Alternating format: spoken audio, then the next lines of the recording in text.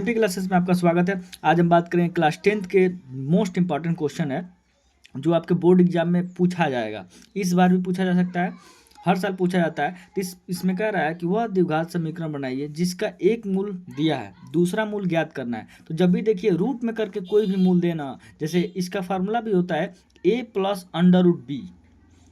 तो जब एक मूल दिया रहेगा तो जब दूसरा मूल कहेगा ना, तो इसमें क्या करेंगे हम, प्लस जो लिखा है उसको माइनस कर देंगे हम। तो बीटा इसको तो हो जाएगा a माइनस बी। तो उसी तरह यहाँ पे नंबर दिया गया है, तो एक मूल दिया गया यानी कि अल्फा का मान यहाँ पे दिया गया है और कह रहा है कि द्विघात समीकरण बनाइए। जब भी द्विघात समीकरण बनाएंगे आप, तो उसमें फार्मूला होता है द्विघात समीकरण का, और द्विघात समीकरण आप बना भी सकते हैं। वो भी आपको मैं तरीका बताऊँ, दो तरीका बताऊँगा। एक तो ईजी तरीका, एक जो होगा थोड़ा मॉडरेट होगा, उसको थोड़ा सॉल्व करना पड़ेगा। जो आपको फार्मूला नहीं याद होगा द्विघात समीकरण, तो उसको सॉल्व करके बनाया जा सकता है द्विघात समीकरण। ठीक है, अगर आपको ये जो मैं बताने जा रहा हूँ अगर आपको समझ में आएगा तो मेरे चैनल को जरूर सब्सक्राइब करिएगा और लाइक करिएगा और कमेंट में ज़रूर बताइएगा। ठीक है, ये क्लास 10th में हर बार बोर्ड एग्जाम में पूछा जाता है, इस बार भी हो सकता है पूछा जा सके।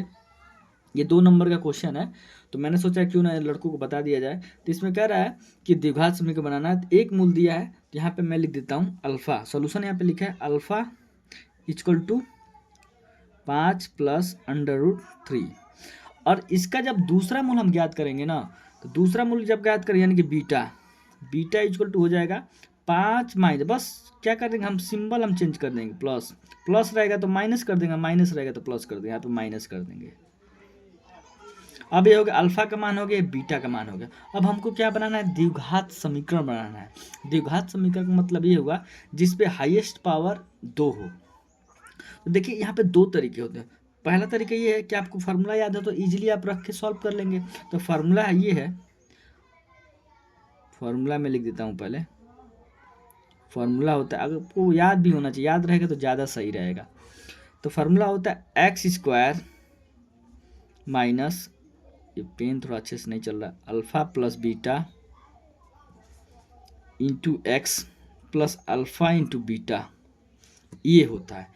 यहाँ पे क्या करेंगे, अल्फ़ा का मान रख देंगे, फिर बीटा का मान रख देंगे। इससे सॉल्व करके हम इजीली आसानी से द्विघात समीकरण बना सकते हैं। अगर आपको ये फार्मूला नहीं भी याद है, ये फार्मूला बहुत इंपॉर्टेंट है, आपको याद होना ही चाहिए। X square minus alpha plus beta कोष्ट में, अल्फ़ा प्लस बीटा कोष्ट में into x plus alpha into beta. यहाँ पे इंटू छिपा है। तो एक तरीका तो ये है जो कि ये फार्मूला है जो आपको याद होना चाहिए। अगर ये चीज़ आपको नहीं भी याद है तो एक और तरीका, यहाँ पे क्या है, अल्फ़ा और बीटा है, तो हमें क्या करना होगा, गुणा करना होगा। किसमें, X minus alpha into X minus beta equal to 0। जब इन दोनों को हम गुणा करेंगे तो यही बनेगा। चलिए बना के देखते हैं बनता है कि नहीं। तो पहले x में x के गुणा करेंगे तो ये हो जाएगा एक्स स्क्वायर, फिर x से माइनस बीटा में गुणा करेंगे तो ये हो जाएगा माइनस बीटा एक्स कर देते हैं। उसके बाद इसमें गुणा करेंगे तो ये हो जाएगा माइनस ए अल्फा एक्स। यहाँ थोड़ा पेन नहीं चल रहा अच्छे से, लेकिन मैं आप देख लीजिए। उसके बाद माइनस माइनस क्या हो जाएगा, प्लस हो जाएगा।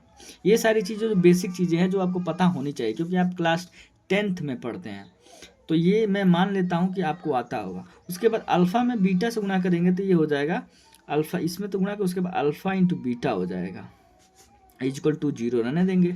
उसके बाद क्या करें, एक्स स्क्वायर तो यहाँ ना कि जुड़ेगा, हम यहाँ पे एक्स स्क्वायर ऐसे ही रहने देंगे। उसके बाद माइनस यहाँ पर रख देंगे। उसके बाद देखिए इन दोनों में क्या है, एक्स कॉमा है, इन दोनों में जैसे ही हम एक्स कॉमा रखेंगे और यहाँ पे हम लिखने का तरीका देखेंगे, ये जो आगे आ जाएगा तो इसको आगे कर देंगे तो ये हो जाएगा अल्फ़ा, ये इधर आएगा तो माइनस बीटा, माइनस बीटा। जब ये जो माइनस आगे जाता है इसको प्लस कर देगा तो ये हो जाएगा plus alpha plus beta into x plus alpha into beta. तो देखिए आप, ये फार्मूला इसके सहायता से बन गई। तो आप ऐसे भी करके रख सकते हैं, लेकिन आपको यहीं पे आकर रखना पड़ेगा। यहाँ पे रखेंगे तो थोड़ा इससे गुणा करना का, यहीं पे आप मान रख, यहीं पे मान रख के लगा दीजिए। मतलब मैं इसको सॉल्व करके फार्मूला बनाया हूँ। अगर आपको फार्मूला नहीं भी याद होगा तो आप इस तरह करके फार्मूला बना सकते हैं। अगर नहीं बनाने का मतलब यहाँ पे अल्फ़ा का मान रख दीजिए और यहाँ पे बीटा का मान रख दीजिए, वहीं पे सॉल्व हो जाएगा। ये भी अच्छी तरीका है, तो उस तरह भी करके देख सकते हैं। फिर भी रखेंगे तो गुणा करना ही पड़ेगा। उस तरह नंबर हो जाएंगे तो थोड़ा आसान पढ़ने लगते हैं, बस और कुछ नहीं होता है। तो मैं यहाँ पे रख के लगाया जाए, तो इस वाले फार्मूला में रख के लगाया जाए, देखते हैं आता है कि नहीं। तो यहाँ पे हम ऐसे ऊपर करते हैं, उसके बाद हम रखते हैं यहाँ पे फार्मूला पहले लिख दिया, फार्मूला तो लिखा ही है, दिख ही जाए आपको। यहाँ पे एक्स स्क्वायर, यहाँ पे कुछ रखना नहीं है, कोष्ट में रखना है, अल्फा की जगह क्या रखना है 5 प्लस √3, फिर प्लस बीटा यहाँ पे लिखा है, प्लस बीटा, बीटा का मान क्या दिया है 5 minus √3 into x plus alpha into beta. अब इन दोनों क्या करेंगे, हम गुणा करेंगे, तो ये हो जाएगा 5 प्लस √3 कोष्ट में, फिर इंटू 5 माइनस √3। जब भी देखिए प्लस माइनस में कोई भी चीज़ रहेगा तो आप 5 कवर कर दीजिए, फिर इस 3 कवर कर दीजिए, ऐसा ही होता है। यानी कि ए स्क्वायर ये ए प्लस बी कोष्ट में ए माइनस बी का मतलब क्या होता है आपको पता ही होगा, चूँकि यहाँ पे लिख देते हूँ मैं, a square minus b square equal to होता है ए कोष्ट में ए प्लस बी और एक कोष्ट में ए माइनस बी, जो कि आपको पता होगा। तो ये क्वेश्चन, ये जो फार्मूला है बहुत इंपॉर्टेंट है, जो आपको आना चाहिए। तो आप इसके जगह इतना लिख सकते हैं। तो अब मैं क्या करूँगा, फिर आगे सॉल्व करता हूँ। यहाँ पे एक्स स्क्वायर लिख देता हूँ माइनस, उसके बाद 5 इन दोनों को जोड़ूंगा, 5 जुड़ जाएगा, ये हो जाएगा 10। और यहाँ पे एक्स छिपा है, देखिए यहाँ पे मैंने कोष्टक कैसे लगाया है, ठीक है, आप ध्यान दीजिएगा। उसके बाद ये 5 10 हो गई, √3 प्लस माइनस √3 कट जाएंगे, ये जुड़ गया। अब ये एक्स इसमें गुणा 10x हो जाएगा, फिर यहाँ प्लस रखेंगे।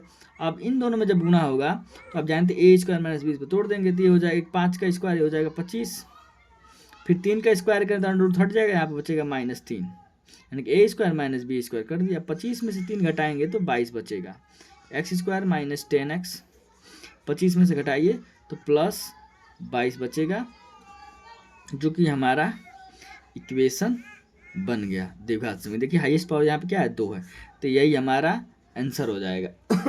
ठीक है, ये आपको चीज़ में समझ में आया है कि नहीं, आप कमेंट में ज़रूर बताइएगा। ठीक है, बोर्ड से रिलेटेड जो भी कुछ आपको देखना है तो मैंने वीडियो बना रखा है इस पर, आप जाके मेरे चैनल पे विजिट करके देख सकते हैं।